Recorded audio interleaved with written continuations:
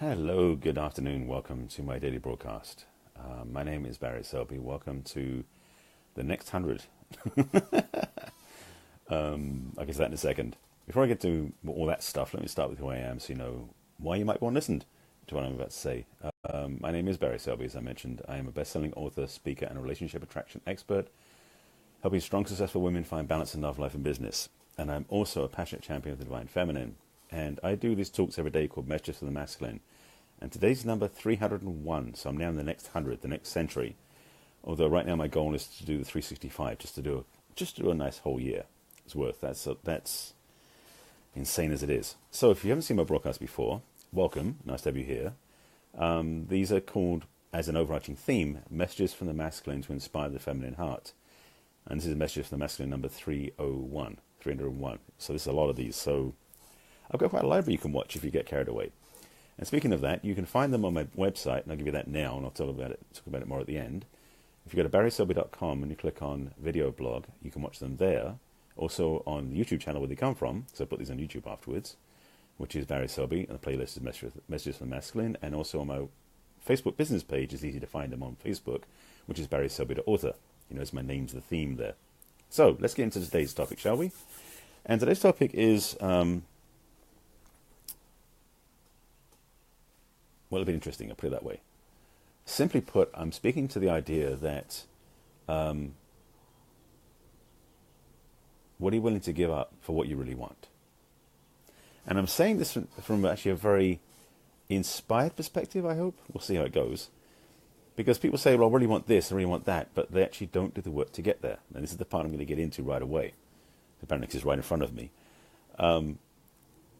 This challenge that people have, well, I won't say it's a challenge, it's a choice people make. Let's put it that way. Yes, this choice people make to set a really lofty goal about the relationships. And this applies also, I'm realizing that as I'm saying this about relationship, it also applies to business goals, vision goals, money goals, all sorts of goals. Because I know a lot of people out there, and I've been one of them myself, so I'm not going to say I'm immune to this, who basically was the idea that I really want this amazing goal, but the amount of effort I'm going to put out is going to get me to about here.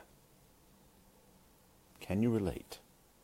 Now, I'm speaking about this in the context of relationship because I'm very aware of how people, and it's actually happened with a couple of clients of mine over the last couple of years, where their vision for what they wanted was so depleted, so limited, that there was no way they would actually have the confidence, trust, self-belief to step up to the level they really wanted to be at to get what they really wanted in a relationship. So the partnership they were looking for was up here, but they didn't believe they could have it, so they would shoot down here and they'd lower their standards.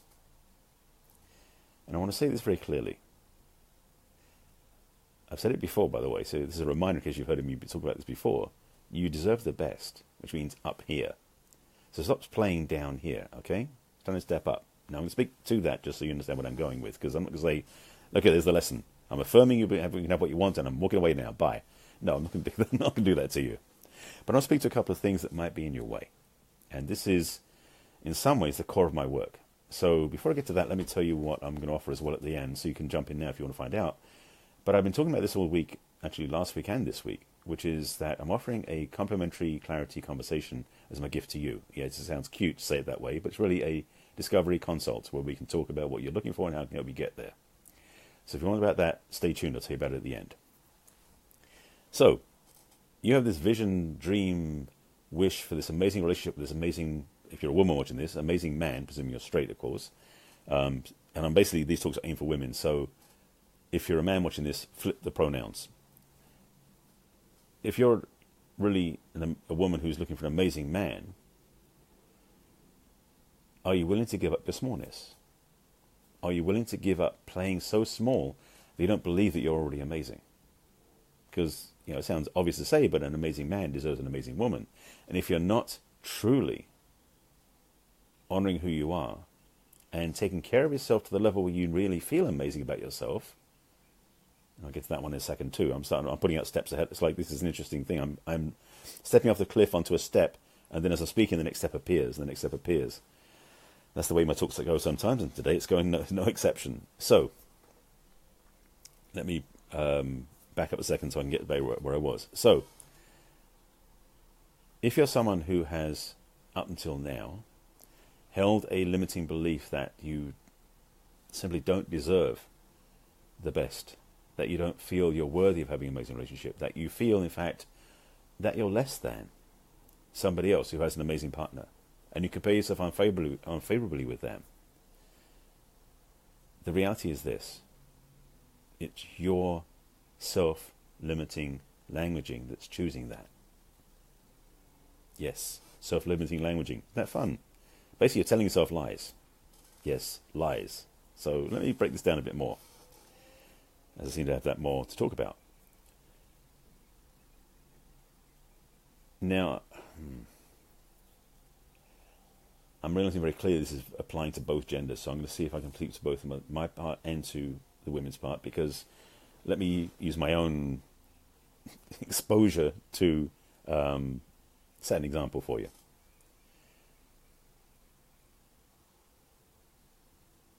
I'm going to be careful I say this. All right. Up until 2006, 2007, my confidence levels to talk to the cutest woman in the room was not there. My ability to trust myself to think I was deserving of talking to a woman who looked amazing. And this is all a matter of personal perception, so the truth and reality of this may not be what actually happened. But my experience was that I would see an amazing woman in the room who was gorgeous, at least one of the top 3 in the room sort of thing, using my own internal criteria and measurement device, which is irrelevant to this conversation, but it's what I was using. I couldn't go talk to her. I didn't feel that I was deserving of that. I wasn't worthy, I wasn't handsome enough, I wasn't attractive. Whatever that was, I was telling myself all this stuff to be in the way. And then something amazing happened. In fact, a friend of mine is watching, or has watched this broadcast, who was probably one of the actual first women to instigate this with me. Early 2007, I've discovered a bunch of trainings and really dived deep into the whole work, which is what led me to this work, which is why I do this work, which talks about the masculine and feminine polarity. And in that journey of owning and embodying my own masculine heart and seeing women in their feminine magnificence, one, I started seeing so many more women as attractive, which I didn't see before. Not so attractive I want to be with them, but I started to see the power, the magnificence, and the beauty of these women who weren't revealing that before, weren't showing that before, weren't even expressing it in a way. It was almost like suddenly the ugly duckling became the swan. These women who I had at the first seen, they're just plain, they're just whoever they are, because they were basically suppressing their own feminine magnificence. And I got to witness in a 3-day period, and it's happened several times I did this training, but the first time it happened was an epiphany for me. To see these women shed their limiting self-beliefs and own their powerful feminine magnificence. And it wasn't through psychology, it was purely an experiential practice they went through. And being that the men and women went separately, I have no idea what it was, just to be clear. But at the end of the weekend, I saw these women shining brightly in their feminine heart and being so attractive and magnificent. And one of the things was, I've recognized that's in all women, of course. I mean, well, it is of course to me, maybe it's to you too. So I'm passionate about seeing women express that and seeing it in women, because I realize how much more women are able to own their power and magnificence in their feminine heart. This is why I do all these talks. This is why it's number 301 of these, because I'm passionate about this. But the other part was, I saw women differently from that point forward too.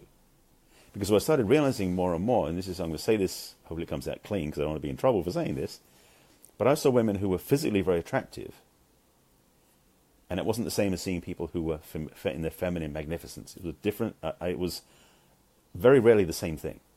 And so what I found was, I was finding myself to drop into a place of being actually very comfortable talking to those attractive women that I had seen before, because I saw that they weren't as, well, no, I can say it this way. One, because I knew where I stood in myself. I owned my masculine heart. I stood in my truth. So I didn't feel afraid to talk to any woman. And that's been very much the case for me ever since. But also I saw that many of these women are walking in their wounds. And that's when my heart opens up in a whole different way. So instead of being afraid of them or nervous talking to them, I wanted to protect them. I wanted to be there to support them. My heart went out to them because I could feel their wounds, their hurt, their self-judgments that didn't match the outside appearance. So, and I'm watching this, there's 2 diverging threads here, so I'm watching how I go with this. So one part of this was, it really inspired me to doing this work that I do now with my clients, because so many women are walking with wounds that are lies that are painted upon their surface that make them think they're less than who they are. And you may think the same thing. And so my passion in this work and my expression in this work is for women in particular, because that's my audience. But men have this too. So I'm being one of them. I know this from experience. And there are many men who I know as friends who are still dealing with this themselves. I see some men out there who, and a friend of mine I'm helping right now is going through a level of, how do I say this, self-doubt after a divorce that it's almost killed him, almost literally. I mean, he almost chose off, but he didn't. But the thing is that who he is isn't who he is, and how he really expresses in the world is not the same as how he feels about himself because of what happened to him. And I'm so very clear that we all have, at some varying degrees, levels of wounds that we carry, of injury, of hurt, of suffering, of pain from the past, that paints a picture in the mirror that we look at that doesn't show us as our true selves. And I think I'm going to get back to my original topic, I think. I'm watching this go over here, so let me go with it. So why I do what I do. And I've talked about this before, weeks ago, that I'm very passionate about helping women own their feminine power in the world because we need it in the world needs to be changed, but also be very simple about it. Ladies, if you're watching this, men, if you're watching this, who you are is not your experience, in the sense that who you are is not what people told you. Your truth, your light, your brightness is meant to shine. It's needed to be shown. And it makes you more attractive to yourself, to other people, to people who want to employ you, to people who want to pay you, and to possible relationship. But you've got to be willing. You've got to be willing to face those fears. You've got to be willing to face those stories you keep telling yourself and recognize they are stories. They're not truth. To stand in your truth, to actually honor and own who you really are. And that is part of the work that makes me so passionate about this, because I've seen so many of my clients go through this journey, like I did in a way, to shed the lies, the bullshit we told ourselves because it's what somebody else did to us, said to us, implied to us, that we took as truth.